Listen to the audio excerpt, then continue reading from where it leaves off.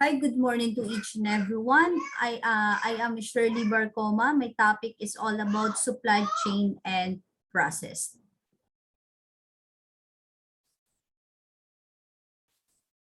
So the introduction, the objectives to monitor and relate productions, distributions, and shipment of products and services. So this can be done by a companies with a very and tight hold over internal inventories, production, distributions, internal productions, and sales. And it is uses different strategies and approaches to view the entire chain and work efficiently at each and every step involved in the chain. And then as you can see, so this is the management of flow of product of services. So which begin from the origin of the products and ends at the product's consumption. And it also comprises movement and storage of raw materials that are involved in work in progress, inventory, and fully furnished goods. Then next, so let's talk about the components of the supply chain. So here are the in my screen display. So this is the flow of the supply chain management.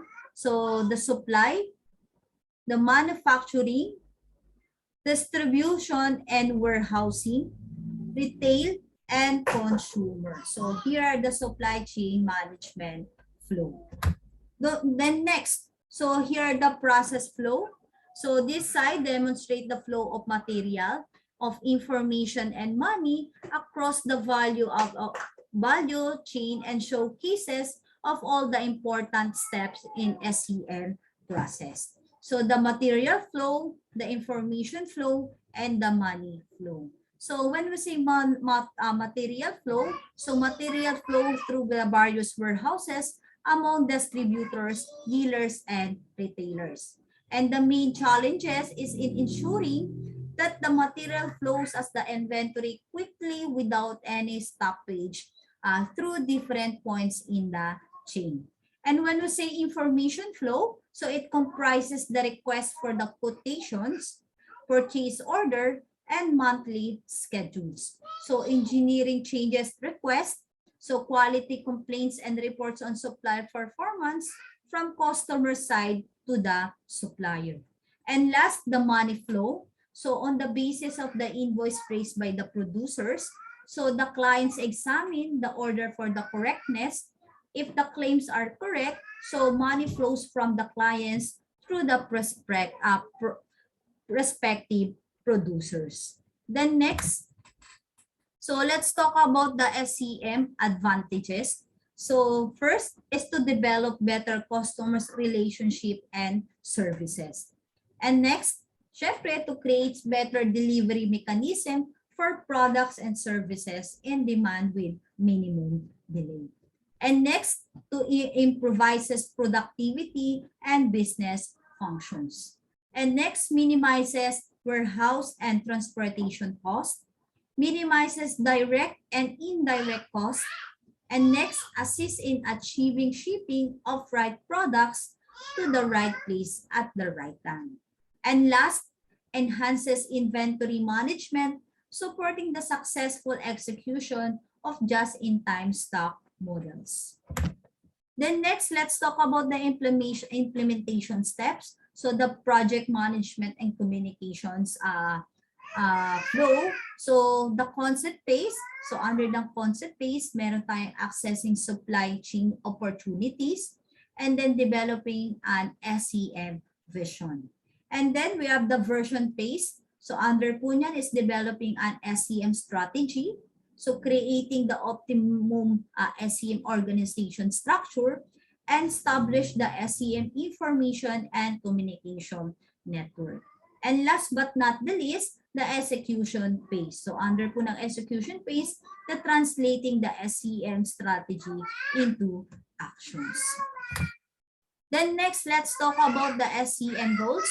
So cost-efficient and cheap products are necessary. So, but the supply chain manager need to concentrate on value creation for their customers.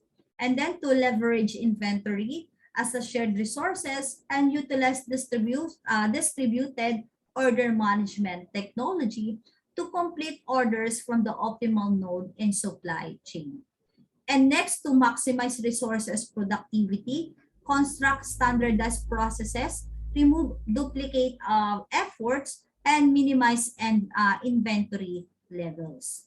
And next, increase expectations of clients for higher product. So the variety, customized goods of season, availability of inventory, and rapid fulfillment should be much. And last, the minimization of supply chain expenses is very essential. Then next, let's talk about the supply chain management process. So these are the 6 important steps involved in supply chain management. So each of these steps have been discussed separately in later slides. So 6 daw, pero dito 5 lang. So the plan, the sources, the execute, the delivery, and the return. So let's talk about the process plan. So planning is the strategic part of the supply chain management. So the process to find out the best possible blueprint of how to fulfill the end requirement. So the SCM manager should identify a list of key 2 parameters as I mentioned in this slide. So under ng process plan, so meron tayong plant location, plant size, warehouse designing plan, so the delivery models, the IT solutions, and the transportation cost modeling. Then next, let's talk about the processors. So as this stage of supply chain management, so the emphasizes is the uncertain, the most reliable of the supplier for raw materials, so that the production process would never jeopardize. So capable supplier is one thing, but there should be a tangible system in place for the continuous development of the supplier, which would boost their efficiency as well. Then next, let's talk about the process execute. So this is the stage where well-designed processes are implemented so that the perceivable shift is given to existing plants in the form of manufactured products which are ready to testing, packaging, and delivery. Then next, let's talk about the process delivery. So the manager have a task of hand to deliver the product or the service in the right quality, at the right place and the right time. So by employing suitable carriers, so supply chain managers should be fully equipped with modern IT. So tools to be keep a track on the following parameters. Then next, so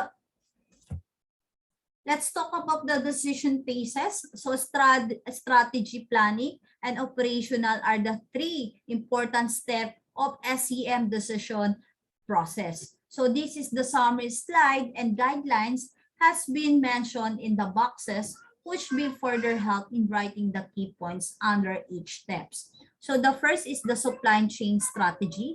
Sabi dito, the decision is to be made here is a long-term predictions and evolves price of goods that are very expensive. So if it goes wrong, it is a very important to study the market condition at this stage.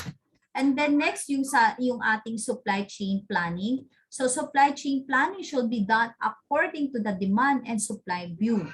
So in order to understand the customer demands, a market research and should be done.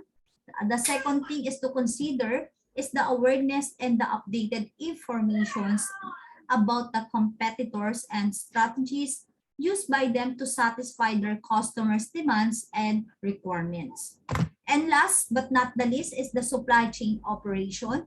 So the objectives behind this decisional phase is minimizing uncertainty and performance optimization. So starting from handling and customer order to supplying the customer with that product. So everything is included in this phase.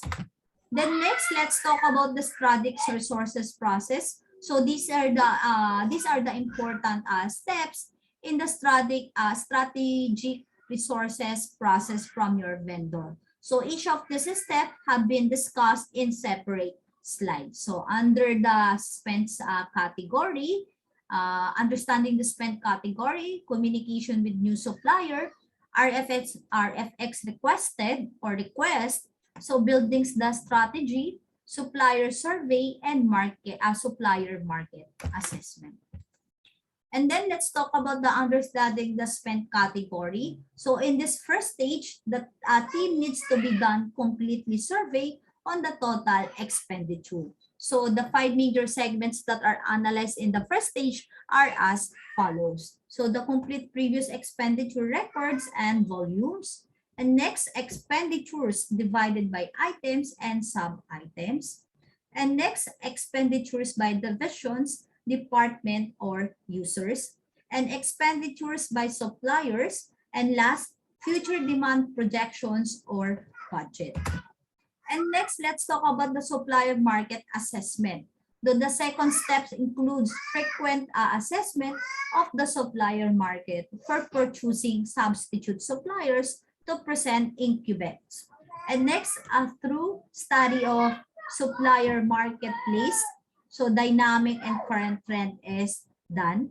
And next, the major element of the key product design issued cost. And next, along with it, an analysis on the major supplier sub-tier marketplace and examination for any risk or new opportunities are also important. And last, the should cost analyst supplies a valuable tool that drives minimizing of cost and regular progress efforts of the supplier. And next, the supplier survey. So the third step is developing a supplier analysis for both incumbent and potential substitute supplier. So this analysis assists in examining the skills and abilities of a supplier. And the data collected from the suppliers is used for verifying spend informations that suppliers have from their sales system. And the key factors to be locked for the suppliers, so the feasibility, capability, maturity, and capacity. Then next, let's talk about the logistic and IT. So under niyan po yung ating transportation medium, transportation challenges, and IT in SCM. So transportation medium chooses the right transportation medium as per your project. So requirements and highlight the reasons for choosing it because it has a direct impact on your freight cost. So meron tayong via air, truck, rail, ship, and electronic. So the planning and the forecasting, so budgeting forecasting, demand forecasting, sales forecasting, and production planning. So we have the common problems with SEM. So the poor delivery status information. So not knowing the order status.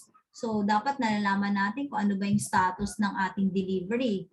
And then yung poor IT design. Yan. So unreliable. So duplicate data. Security problems, too much or too little. And then syempre yung ating internal customer discrimination. So giving lower priority to internal customers than external customers. And number 4, yung ating poor integrations. And last but not the least is elusive inventory cost. So accounting systems, so do not capture opportunities cost. And next, let's talk about the supply chain optimizations. So on the product flow and the demand signal. So the raw material and the component supplier and the customer. So the transportations, the sourcing procurement, the central manufacturing, distribution assembly and repair, and sales marketing and customer service, and syempre yung ating customer. Then next, let's talk about the supply chain optimizations. So here are the products. So the supplier, the factory, the distributor, and the customer retailer. So here are the supply chain optimizations of our product. So that it's all for now. Thank you for listening.